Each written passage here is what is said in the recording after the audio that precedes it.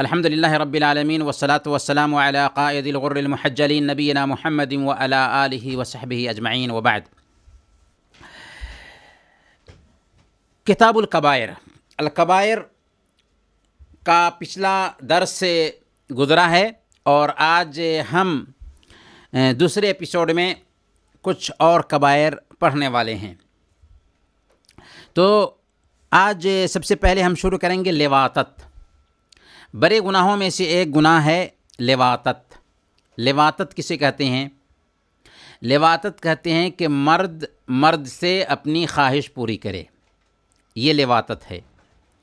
اور لواطت نہایت ہی گندی عادت ہے، بلکہ آج تو ایک اور عادت آ گئی ہے انسانوں کے بیچ، اور وہ ہے سحاق، یعنی عورت سے خواہش پوری کرے۔ مرد میں شادیاں ہوتی ہیں، عورتوں میں شادیاں ہوتی ہیں۔ یہ نئی تہذیب کا فیشن ہے جو گنوارپن ہے۔ جانوروں سے بدتر انسان ہو چکا ہے کہ مرد سے شادیاں کرتا، عورتوں سے شادیاں کرتی ہیں۔ سب سے پہلے یہ عادت یعنی لواطت کی یہ عادت حضرت لوط علیہ السلام کی قوم میں پیدا ہوئی تھی۔ اللہ تعالیٰ نے فرمایا سورہ العنکبوت آیت نمبر 28، اِنَّكُمْ لَتَأْتُونَ الْفَاحِشَةَ مَا سَبَقَكُمْ بِهَا مِنْ أَحَدٍ مِنَ الْعَالَمِينَ أَإِنَّكُمْ لَتَأْتُونَ الرِّجَالَ، کہ تم بدکاری پر اتر آئے ہو جسے تم سے پہلے دنیا میں کسی نے نہیں کیا، یعنی ایسی بدکاری کا ارتکاب کرتے ہو جس کام کو دنیا میں کسی نے نہیں کیا۔ تم عورتوں کو چھوڑ کر کے مردوں سے بدکاری کرتے ہو، مردوں سے اپنی خواہش پوری کرتے ہو، تو نہایت ہی گندی عادت کا ارتکاب کرتے تھے۔ کون؟ قوم لوط کے لوگ، اور سب سے پہلے یہ لت قوم لوط کے اندر ہی پیدا ہوئی، جس کی وجہ سے اللہ تعالیٰ نے اس لت کی وجہ سے ان کو 4 طرح کی سزاؤں سے دوچار کیا۔ کیا سزا دی قوم لوط کو؟ سب سے پہلے ان کی بینائی ختم کر دی، ان کو اندھا بنا دیا۔ دوسرے نمبر پر ان کی بستی کو ان پر الٹ دیا، ان کو اندھا بنا دیا اور ان کی بستی کو ان پر الٹ دیا۔ اور تیسرے نمبر پر ان پر کنکریلے تہ بتہ پتھریلے کنکر برسائے، اور چوتھے نمبر پر ان کے اوپر چینخ کا عذاب بھیجا۔ یہ 4 طرح کا عذاب اللہ رب العالمین نے اس لت کی وجہ سے قوم لوط کے اوپر اتارا تھا۔ اگر کوئی آدمی ایسی حرکت کرتا ہے تو اسلام میں ایسی حرکت کرنے والے کے لیے کیا سزا ہے؟ مسند احمد کی روایت ہے، اللہ کے نبی صلی اللہ علیہ وسلم نے ارشاد فرمایا، من وجدتموہ یعمل عمل قوم لوط فاقتلوا الفاعل والمفعول بہ، جسے تم قوم لوط کی طرح بدکاری کرتے ہوئے دیکھو پاؤ تو کرنے والے اور جس کے ساتھ کیا جا رہا ہے دونوں کو قتل کر دو۔ یعنی جو بدکاری کر رہا ہے اور جس کے ساتھ بدکاری کی جا رہی ہے دونوں کو قتل کر دو۔ ظاہر سی بات ہے کہ جس کے ساتھ بدکاری کی جا رہی ہے وہ بھی اس سے راضی ہوگا تبھی، لیکن اگر کسی کو زبردستی پکڑ لیا گیا اور اس کے ساتھ بدکاری کی گئی تو جو بدکاری کرنے والا ہے وہ مجرم ہوگا، جس کے ساتھ بدکاری کی گئی ہے وہ مجرم نہیں ہوگا، کیونکہ زبردستی اس کے ساتھ کیا۔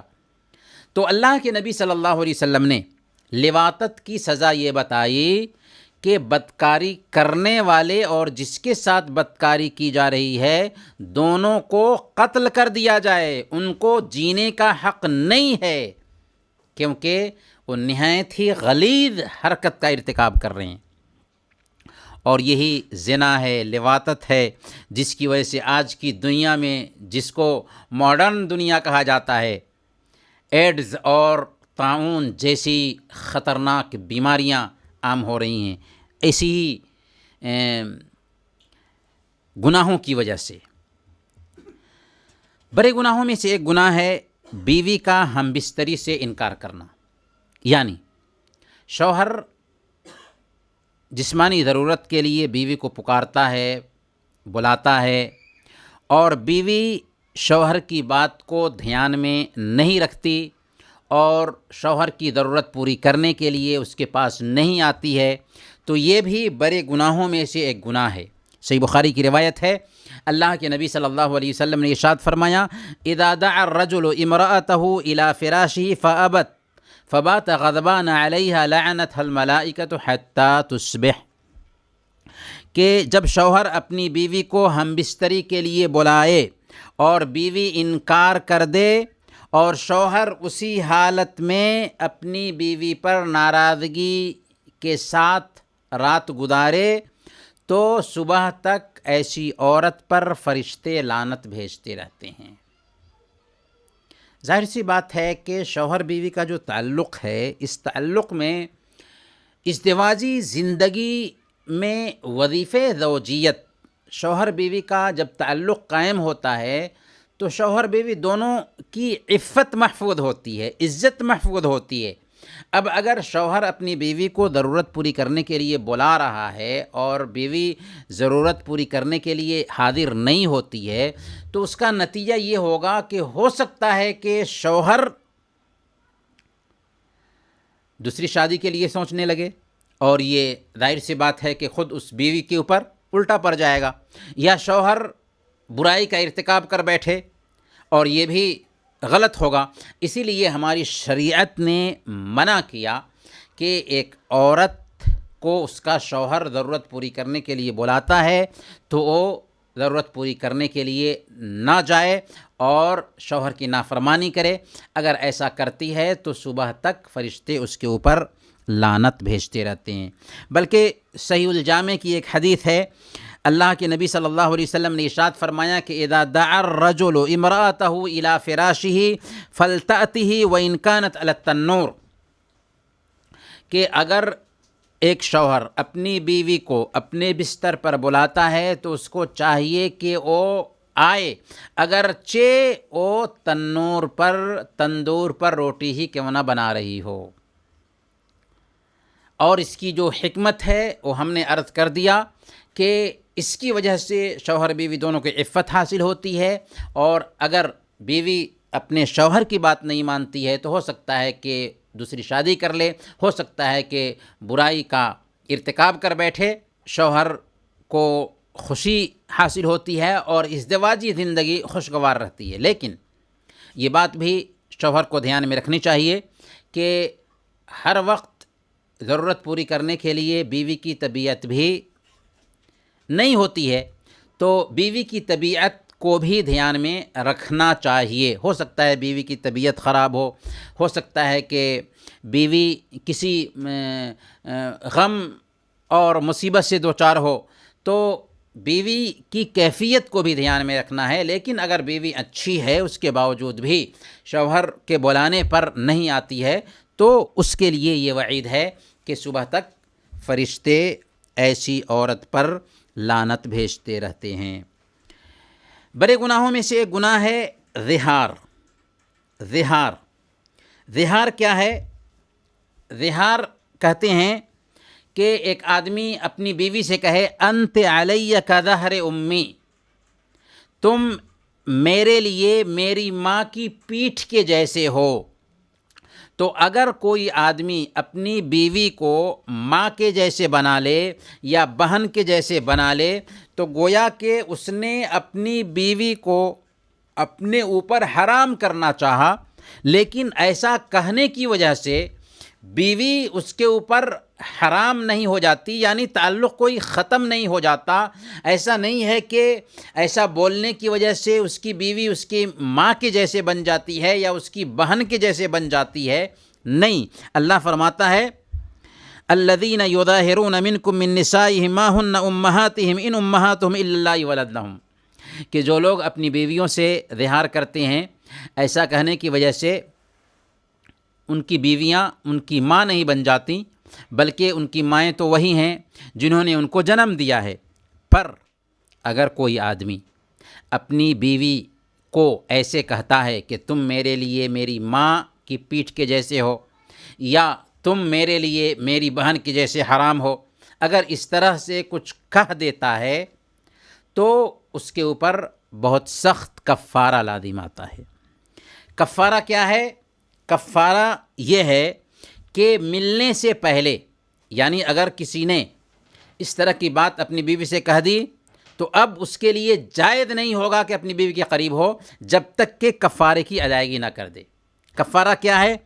سب سے پہلے نمبر پر فَتَحْرِيرُ رَقَبَةٍ مِّن قَبْلِ أَن يَتَمَاسَّا، کہ ایک غلام آزاد کرے ہاتھ لگانے سے پہلے، یعنی بیوی سے وظیفے زوجیت ادا کرنے سے پہلے ایک غلام آزاد کرے۔ اگر اس کی طاقت ہے تو ٹھیک، اور چونکہ آج غلام کا تصور نہیں پایا جاتا تو دوسرا مرحلہ آئے گا، وہ کیا ہے؟ فَمَن لَّمْ يَجِدْ فَصِيَامُ شَهْرَيْنِ مُتَتَابِعَيْنِ مِن قَبْلِ أَن يَتَمَاسَّا، اگر کوئی آدمی غلام آزاد کرنے کی استطاعت نہیں رکھتا ہے جیسا کہ آج کے حالات ہیں، تو اس کو چاہیے کہ لگاتار 2 مہینے کے روزے رکھیں ملنے سے پہلے، یعنی ٹچ کرنے سے پہلے لگاتار 2 مہینے کے روزے رکھیں۔ لگاتار کا مطلب کیا ہوا کہ گیپ کر کے نہیں رکھ سکتا۔ ہاں، اگر روزے رکھ رہا تھا، بیچ میں بیمار پڑ گیا، 2 دن 4 دن بیمار رہا تو کوئی حرج کی بات نہیں، لیکن وہ گیپ نہیں کر سکتا، لگاتار اس کو 2 مہینے کے روزے رکھنے ہوں گے، تبھی اس کے یہ کفارہ کا روزہ ادا ہوگا۔ اگر کسی کو 2 مہینہ کے روزے رکھنے کی طاقت نہیں ہے، تب تیسرے نمبر پر فَمَن لَّمْ يَسْتَطِعْ فَإِطْعَامُ 60 مسکینہ، تو اگر کوئی آدمی 2 مہینہ روزہ رکھنے کی طاقت نہیں رکھتا ہے لگاتار، تب وہ 60 مسکین کو کھانا کھلائے گا۔ گویا اگر کسی نے اپنی بیوی کو کہا کہ تم میرے لیے میری ماں کی پیٹھ کے جیسے ہو یا میری بہن کے جیسے حرام ہو، تو الٹپ اس کے لیے جائز نہیں ہوگا کہ 60 مسکین کو کھانا کھلا دے، نہیں۔ پہلے نمبر پر کیا ہے؟ غلام آزاد کرنا۔ غلام آزاد کرنے کی طاقت نہیں ہے، تب 2 مہینے تک لگاتار روزے رکھنا ہے۔ اگر کسی کو 2 مہینہ لگاتار روزہ رکھنے کی طاقت نہیں ہے، تب تیسرے نمبر پر ہے کہ وہ 60 مسکین کو کھانا کھلائے گا، لیکن ملنے سے پہلے۔ تو یہ ہے دہار۔ بڑے گناہوں میں سے ایک گناہ ہے حیض کی حالت میں، ماسک چکر میں، منتھلی پیریڈ کے دوران عورت سے جمع کرنا، شوہر بیوی کا تعلق قائم کرنا، وظیفے زوجیت قائم کرنا۔ اللہ تعالیٰ سورہ البقرہ آیت نمبر 222 222 اس آیت میں اللہ تعالیٰ فرماتا ہے وَيَسْأَلُونَكَ عَنِ الْمَحِيضِ، لوگ آپ سے حیض کے بارے میں پوچھتے ہیں، قُلْ هُوَ أَذًى، آپ فرما دیجئے کہ وہ گندی چیز ہے، فَاعْتَزِلُوا النِّسَاءَ فِي الْمَحِيضِ، حیض کی حالت میں عورتوں سے دور رہو۔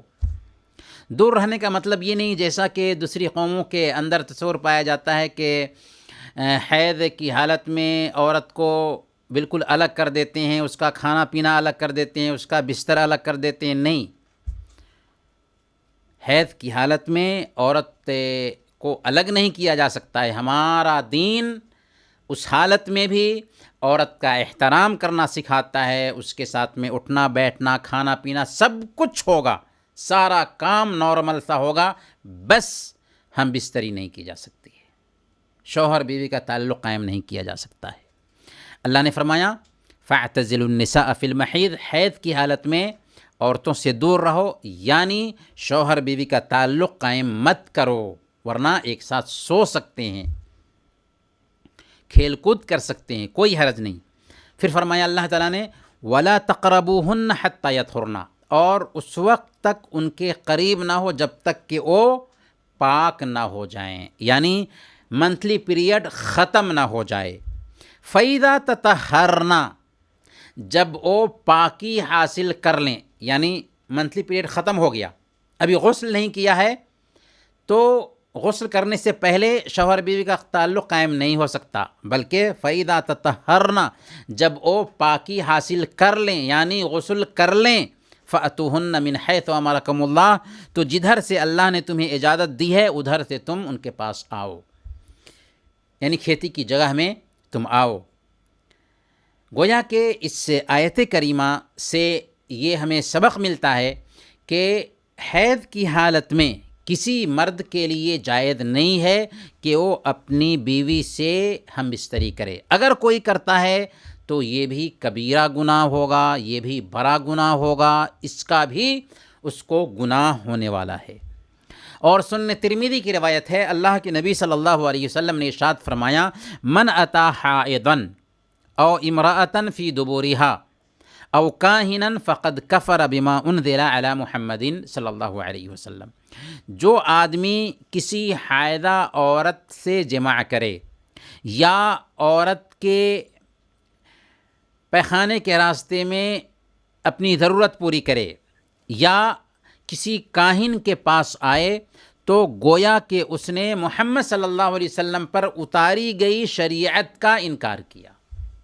نہایت سخت بات ہے ایسے لوگوں کے لیے جو ایسی حرکت کرتے ہیں، یعنی منتھلی پیریڈ میں ضرورت پوری کرنا، شوہر بیوی کی ضرورت پوری کرنا، یا پیخانے کے راستے میں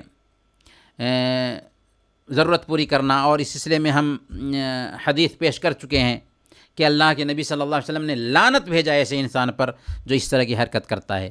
اسی طریقے سے جو آدمی کاہن اور نجومی کے پاس آتا ہے، اس کے بارے میں بھی اللہ کے نبی صلی اللہ علیہ وسلم نے فرمایا کہ اس نے شریعت محمدیہ کا انکار کیا۔ اچھا، اگر کوئی آدمی حیض کی حالت میں اپنی بیوی سے ضرورت پوری کرتا ہے تو گناہ تو ہے، اس کا کیا کوئی کفارہ بھی ہے؟ تو اگر کسی کو مسئلہ معلوم نہیں تھا، اس کو دین کا نالج نہیں تھا اور ایسا کر لیا، تو معلوم ہونے کے بعد توبہ کرے اور اس پر کچھ بھی کفارہ نہیں ہے۔ لیکن اگر کسی کو معلوم تھا، اس کے باوجود بھی کیا، تو اس پر ضروری ہے کہ وہ توبہ کرے۔ اور بعض علماء یہ کہتے ہیں کہ اس پر کفارہ ہے 1 دینار یا آدھا دینار، 1 دینار یا آدھا دینار وہ صدقہ کرے سونا۔ دینار آج کے ڈیٹ کے حساب سے جو دینار ہے وہ دینار مراد نہیں ہے، بلکہ سونا کا وہ دینار چلتا تھا جس کی مقدار آج کے حساب سے تقریباً 1 دینار 4.25 گرام سونا ہوتا ہے، 4.25 گرام سونا کی مقدار میں ہوتا ہے۔ تو اللہ کے نبی صلی اللہ علیہ وسلم نے کہا کہ 1 دینار یا آدھا دینار صدقہ کرے۔ گویا کہ منتھلی پیریڈ کی حالت میں اپنی بیوی کے پاس آنا یہ کبیرہ گناہ ہے اور اس سے بچنا چاہیے۔ بڑے گناہوں میں سے ایک گناہ ہے عورت کا خوشبو لگا کر مردوں کے پاس سے گزرنا۔ عورت کا خوشبو لگا کر مردوں کے پاس سے گزرنا بھی بڑے گناہوں میں سے ایک گناہ ہے۔ مسند احمد کی روایت ہے، اللہ کے نبی صلی اللہ علیہ وسلم نے ارشاد فرمایا، ایما امرأۃ استعطرت ثم مرت علی القوم لیجدوا ریحها فہی زانیۃ، کہ جو عورت خوشبو لگا کر کسی قوم کے پاس سے گزری تاکہ لوگ اس کی خوشبو محسوس کریں، وہ بدکار عورت ہے، زانیہ عورت ہے۔ یعنی ایک عورت اس لیے خوشبو لگا کر کے گھر سے نکلتی ہے کہ مردوں کے پاس سے گزرے گی اور مرد اس کی خوشبو سونگھیں گے، تو ایسی حرکت کرنے والی عورت کے بارے میں اللہ کے نبی صلی اللہ علیہ وسلم نے کہا کہ وہ بدکار عورت ہے، زانیہ عورت ہے۔ حالانکہ اس نے زنا نہیں کیا، لیکن چونکہ خوشبو لگا کر کے نکلی تھی تاکہ لوگ اس کی خوشبو محسوس کریں، اس بنیاد پر اللہ کے نبی صلی اللہ علیہ وسلم نے کہا کہ وہ زانیہ عورت ہے، بدکار عورت ہے۔ نہایت سخت بات کہی اللہ کے نبی صلی اللہ علیہ وسلم نے، ایسی عورت کے تعلق سے۔ بلکہ مسند احمد ہی کی ایک روایت ہے، اللہ کے نبی صلی اللہ علیہ وسلم فرماتے ہیں کہ جو عورت خوشبو لگا کر مسجد کی طرف اس نیت سے گئی کہ لوگ اس کی خوشبو محسوس کریں، لم تقبل منها صلاۃ حتی تغتسل اغتسالها من الجنابہ، تو اس عورت کی نماز قبول نہیں ہوتی جب تک کہ وہ غسل جنابت کی طرح غسل نہ کر لے۔ یعنی ایک عورت اپنے گھر سے نکلی خوشبو لگا کر کے مسجد کے لیے، تو اس وقت تک اللہ تعالیٰ اس کی نماز قبول نہیں کرتا جب تک کہ وہ جنابت کے جیسے غسل نہ کر لے، کہ پورے طور پر اس خوشبو کا اثر ختم ہو جائے، تب تک کہ اللہ تعالیٰ اس کی نماز قبول نہیں کرتا۔ اس سے آپ اندازہ لگا سکتے ہیں کہ ایک عورت کس قدر قیمتی ہے اسلام کی نظر میں، کہ شیطان صفت انسانوں سے اسلام عورت کی حفاظت کرنا چاہتا ہے۔ ظاہر سی بات ہے کہ خوشبو لگا کر کے ایک عورت نکلے گی تو شیطان صفت لوگ، بیمار دل کے لوگ اس کی طرف مائل ہوں گے، اس کی خوشبو کو محسوس کر کے۔ اسی لیے اسلام عورت کی حفاظت چاہتا ہے، لیکن افسوس کی بات یہ ہے کہ آج بازاروں میں عورتیں خوشبو لگا کر کے نکلتی ہیں۔ جب مسجد میں ایک عورت خوشبو لگا کر کے جا رہی ہے تو اس کے لیے ایسی وعید ہے، تو بازاروں میں خوشبو لگا کر جانے والی عورتوں کے لیے کیا وعید ہوگی، ہم اور آپ سمجھ سکتے ہیں۔ بڑے گناہوں میں سے ایک گناہ ہے اپنے گھر میں فحاشی کو برداشت کرنا۔ فحاشی یعنی اشلیلتا، یہ بھی بڑا گناہ ہے۔ مسند احمد کی روایت ہے، اللہ کے نبی صلی اللہ علیہ وسلم نے ارشاد فرمایا، ثلاثۃ حرم اللہ علیہم الجنہ، 3 طرح کے لوگ ایسے ہیں جن پر اللہ تعالیٰ نے جنت کو حرام ٹھہرایا ہے۔ 3 طرح کے لوگ ایسے ہیں جن پر اللہ تعالیٰ نے جنت کو حرام ٹھہرایا ہے۔ کون کون سے لوگ ہیں؟ مدمن الخمر، سب سے پہلے نمبر پر ہمیشہ شراب پینے والا۔ دوسرے نمبر پر والعاق، اپنے ماں باپ کا نافرمان۔ تیسرا والدیوث الذی یقر فی اہلہ الخبث، ایسا دیوث، دیوث کسے کہتے ہیں؟ جو اپنے گھر والوں میں فحاشی کو برداشت کرتا ہے، وہ ہے دیوث۔ یعنی گھر والوں میں اشلیلتا کو برداشت کرتا ہے، فحاشی کو برداشت کرتا ہے، وہ کون ہے؟ وہ دیوث ہے، وہ دیوث ہے، دیوث۔ فحاشی کو برداشت کرنا یا اشلیلتا کو برداشت کرنا، کیا مفہوم اس کا ہوگا؟ جیسے اپنی بیوی یا اپنی بیٹی کو اجنبی مردوں سے فحش گفتگو کرتے ہوئے دیکھے، اس کو نارمل انداز میں لے لے، یا بیوی اور بیٹی کو کسی غیر مرد کے ساتھ میں کہیں گھومتے ہوئے دیکھے اور اس کے چہرے کی کیفیت نہ بدلے، یا بے پردہ اپنی بیوی یا بیٹی کو لے کر کے کہیں باہر میں گھومیں، یہ بھی دیوث ہے۔ یا گندی فلمیں گھر میں اپنے بچوں کے ساتھ میں دیکھ رہا ہے، اپنی بیوی اور بیٹیوں کے ساتھ میں دیکھ رہا ہے اور اس کے چہرے کی کیفیت نہیں بدلتی ہے، تو یہ سب دیوث کا مفہوم ہوا۔ تو گویا کہ جو اپنے گھر والوں میں فحاشی کو برداشت کرتا ہے وہ دیوث ہے۔ تو گویا کہ اپنے گھر والوں کے حوالے سے اگر ایک انسان غیرت نہیں رکھتا ہے، غیرت کا اس کے اندر فقدان پایا جاتا ہے، تو اس کو ہم کہیں گے دیوث انسان۔ ایک اور کبیرہ گناہ پڑھ لیتے ہیں۔ بڑے گناہوں میں سے ایک گناہ ہے سود کھانا۔ اللہ تعالیٰ نے فرمایا سورہ البقرہ آیت نمبر 278 اور 279، یا ایھا الذین آمنوا، یا ایھا الذین آمنوا اتقوا اللہ وذروا ما بقی من الربا ان کنتم مؤمنین، اے ایمان والو اللہ سے ڈرو اور جو سود کا حصہ رہ گیا ہے اسے چھوڑ دو اگر تمہارے اندر ایمان ہے۔ فَإِن لَّمْ تَفْعَلُوا فَأْذَنُوا بِحَرْبٍ مِّنَ اللَّهِ وَرَسُولِهِ، اگر تم سود لینا چھوڑتے نہیں ہو تو اللہ اور اس کے رسول سے لڑنے کے لیے، جنگ کرنے کے لیے تیار ہو جاؤ۔ اللہ رب العالمین نے کیا فرمایا کہ اگر تم سود لینا نہیں چھوڑتے تو اللہ اور اس کے رسول سے جنگ کرنے کے لیے تیار ہو جاؤ۔ کون ہے جو اللہ اور اس کے رسول سے جنگ کرنے کے لیے تیار ہوگا؟ کتنی سخت بات کہی اللہ تعالیٰ نے ایسے لوگوں کے لیے جو سودی کاروبار کرتے ہیں، سود لیتے ہیں یا دیتے ہیں، گویا کہ وہ اللہ اور اس کے رسول سے جنگ کے لیے تیار ہیں۔ اسی لیے صحیح مسلم کی روایت ہے، اللہ کے نبی صلی اللہ علیہ وسلم نے لعنت بھیجا۔ حضرت جابر رضی اللہ تعالیٰ عنہ فرماتے ہیں، لعن رسول اللہ صلی اللہ علیہ وسلم آکل الربا وموکلہ وکاتبہ وشاہدیہ وقال ہم سوا۔ اللہ کے نبی صلی اللہ علیہ وسلم نے سود کھانے والے، سود کھلانے والے، سود کے رجسٹر کو تیار کرنے والے اور سود پر جو دو گواہ ہیں ان گواہوں پر لعنت بھیجا۔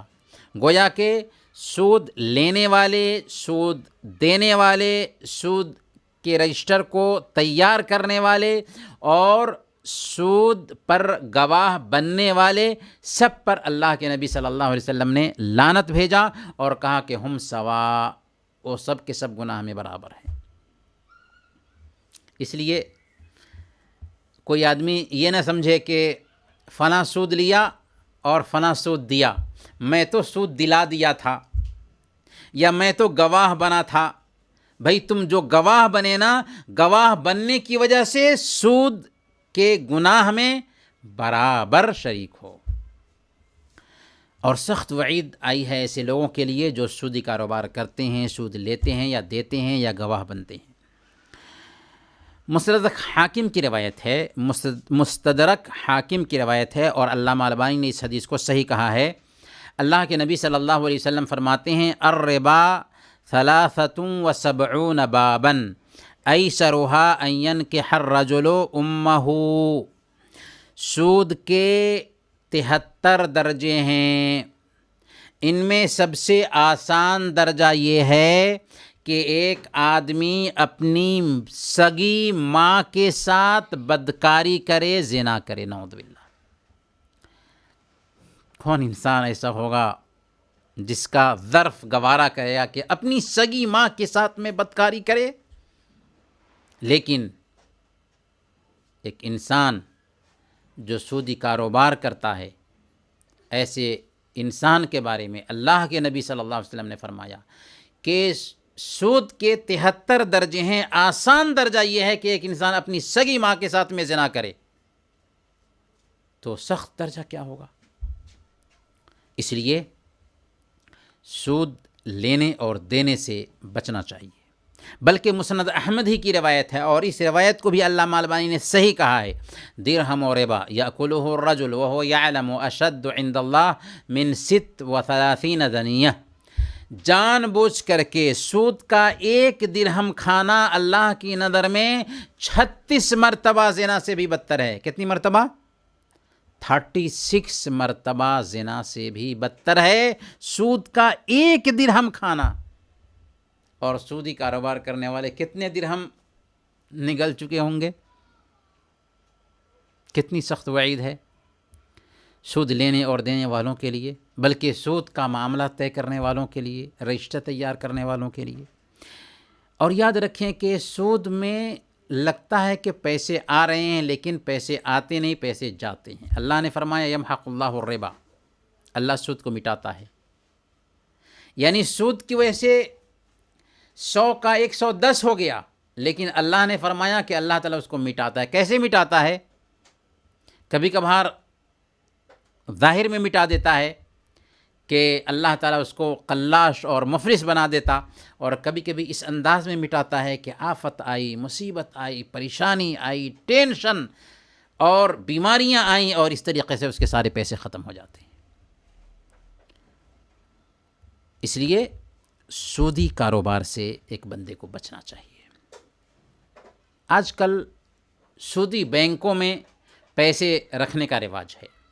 تو سودی بینکوں میں اگر کرنٹ اکاؤنٹ ہے تو کچھ دنوں کے لیے اپنے پیسے کی حفاظت کے لیے پیسے رکھے جا سکتے ہیں، لیکن جیون بیمہ کرا کر کے رکھنا سود بھی ہے، جوا بھی ہے، اور اس میں دھوکہ بھی ہے. اس لیے جیون بیمہ کرانا حرام ہے، حرام ہے، حرام ہے. لائف انشورنس کرانا حرام ہے، حرام ہے، حرام ہے. سودی سسٹم ہے، یہ جائز نہیں. اور کسی نے کرا لیا ہے تو اس کو ختم کرا دینا چاہیے. ہاں، اگر کسی آدمی نے پیسے کی حفاظت کے لیے چند دنوں تک بینک میں رکھا پیسے، اور اس میں کچھ سود کے پیسے آ جا رہے ہیں، تو ان پیسوں کو وہ نکال کر کے الگ کر دے اور کسی غریب مسکین کو دے دے. اپنی ذات پر اسے خرچ نہیں کر سکتا، تو اس حد تک بینک میں پیسے رکھنا جائز ہے کچھ دنوں تک حفاظت کے لیے، لیکن بڑھانے کے لیے رکھنا حرام ہے، جائز نہیں ہے. جیسے کچھ لوگ جو جیون بیمہ کراتے ہیں، لائف انشورنس کراتے ہیں، یہ حرام ہے، جائز نہیں ہے. چلیں انہی چند کلمات کے ساتھ ہمارا درس ختم ہوتا ہے.